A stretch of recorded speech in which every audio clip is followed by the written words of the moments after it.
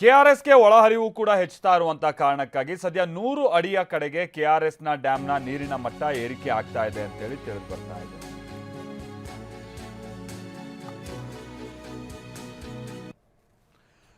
So ಕೆಆರ್ಎಸ್ನ ನೀರಿನ ಮಟ್ಟ 100 ಅಡಿಯತ್ತ ಬರ್ತಾ ಇದೆ ಅನ್ನೋದು ತಿಳಿದು ಬರ್ತಾ ಇದೆ. ಈಗ ಒಳಹರಿವು ಎಷ್ಟಿದೆ ಏನು ಎತ್ತ ಅನ್ನುವಂಥದ್ರ ಕಡೆಗೂ ಕೂಡ ಈಗ ಅಧಿಕಾರಿಗಳು ಗಮನ ಕೊಡ್ತಾ ಇದ್ದಾರೆ. ಹೊರಹರಿವು ಅಂತೂ ಈಗ ಸದ್ಯಕ್ಕೆ ಅದು ಅವಕಾಶ ಇಲ್ಲ. ಸೊ ಗೇಟ್ಗಳೆಲ್ಲ ಕಂಪ್ಲೀಟ್ ಆಗಿ ಆಲ್ಮೋಸ್ಟ್ ಬಂದಿವೆ.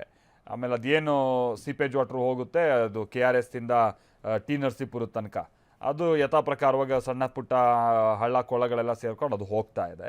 ಬಟ್ KRSಗೆ ಸ್ಟೋರ್ ಆಗ್ತಾ ಇರುವಂಥ ನೀರಿನಂತೂ ಹೊರಗೆ ಬಿಡ್ತಾ ಇಲ್ಲ. ನಾವು ಪ್ರತಿನಿಧಿ ದಿಲೀಪ್ ಇದಕ್ಕೆ ಸಂಬಂಧಪಟ್ಟಂಗೆ ಒಂದು ಪ್ರತ್ಯಕ್ಷ ವರದಿ ಕೊಟ್ಟಿದ್ದಾರೆ, ಬನ್ನಿ ನೋಡ್ಕೊಂಬರೋಣ. ಕಾವೇರಿ ಜಲಾನಯನ ಪ್ರದೇಶದಲ್ಲಿ ಉತ್ತಮವಂತ ಮಳೆ ಆಗ್ತಿರುವ ಕಾರಣಕ್ಕೋಸ್ಕರ ಕಾವೇರಿ ಹೋರಾಟಕ್ಕೆ ತಾತ್ಕಾಲಿಕ ಬ್ರೇಕ್ ಬಿದ್ದಂತಾಗಿದೆ. ಈಗ KRS ಜಲಾಶಯದಲ್ಲಿ 97 ಅಡಿಗೆ ನೀರಿನ ಮಟ್ಟ ಏರಿಕೆ ಆಗಿರುವಂಥದ್ದು. ಕಳೆದ 2 ದಿನಗಳ ಹಿಂದೆ 92 ಅಡಿಯಷ್ಟು ನೀರಿತ್ತು, ಈಗ 97 ಅಡಿಗೆ ಭರ್ತಿಯಾಗಿರುವಂಥದ್ದು. ಈ ಕಾರಣದಿಂದಾಗಿ ಒಂದು ರೀತಿಯಲ್ಲಿ ರೈತರಿಗೆ ಖುಷಿ ಇರುವಂಥದ್ದು. ಯಾಕಂದರೆ ನಿಜಕ್ಕೂ ಕೂಡ ಒಂದು ರೀತಿಯಲ್ಲಿ ಭೀಕರವಾದಂಥ ಬರಗಾಲ ಪರಿಸ್ಥಿತಿಯನ್ನು ಎದುರಿಸ್ತಿರುವಂಥ ಸಂದರ್ಭದಲ್ಲಿ KRS ಜಲಾಶಯ ಭರ್ತಿ ಆಗ್ತಾ ಇದೆ. ನಂತರ ಕಬಿನಿ ಜಲಾಶಯ ಕೂಡ ಭರ್ತಿಯಾಗಿ ತಮಿಳುನಾಡಿಗೆ ನೀರು ಹರಿತಿರುವ ಕಾರಣಕ್ಕೋಸ್ಕರ ಒಂದು ರೀತಿಯಲ್ಲಿ ತಾತ್ಕಾಲಿಕವಾದಂಥ ರಿಲೀಫ್ ಸಿಕ್ಕಂತೆ ಆಗಿದೆ. ಈಗ 22,000 ಕ್ಯೂಸೆಕ್ಸ್ನಷ್ಟು ಒಳ ಹರಿವು ಇರುವಂಥದ್ದು. ಇಷ್ಟು ಪ್ರಮಾಣದಲ್ಲಿ ನೀರಿರುವ ಕಾರಣಕ್ಕೋಸ್ಕರ ಇನ್ನು ಒಂದೆರಡು ದಿನಗಳಲ್ಲೇ 100 ಅಡಿಯಷ್ಟು ಭರ್ತಿಯಾಗುತ್ತೆ ಜಲಾಶಯ. ಇದೇ ರೀತಿಯಾದಂಥ ಮಳೆ ಮುಂದುವರೆದ್ರೆ ಕೆಲವೇ ದಿನಗಳಲ್ಲಿ ಸಂಪೂರ್ಣವಾಗಿ ಜಲಾಶಯ ಭರ್ತಿಯಾಗುತ್ತೆ. ನಿಜಕ್ಕೂ ಕೂಡ ಕಳೆದ 2 ದಿನಗಳ ಹಿಂದೆ ಇದ್ದಂಥ ಪರಿಸ್ಥಿತಿಗೂ ಈಗೂ ಸಾಕಷ್ಟು ವ್ಯತ್ಯಾಸಗಳು ಕಂಡು ಬರ್ತಾ ಇರುವಂಥದ್ದು.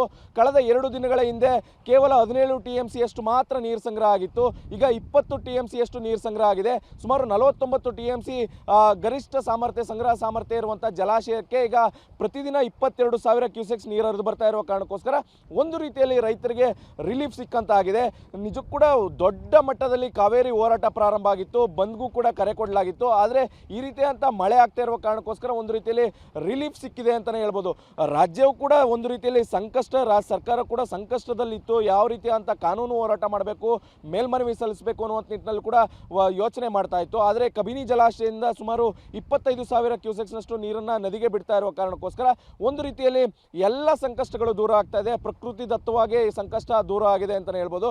ನಿಜಕ್ಕೂ ಕೂಡ ಈ ಕಾರಣದಿಂದಾಗಿ KRS ಜಲಾಶಯದ ಮೇಲಿದ್ದಂಥ ಏನು ಒತ್ತಡ, ಈ ಒತ್ತಡವು ಕೂಡ ಕಡಿಮೆ ಆಗಿರುವಂಥದ್ದು.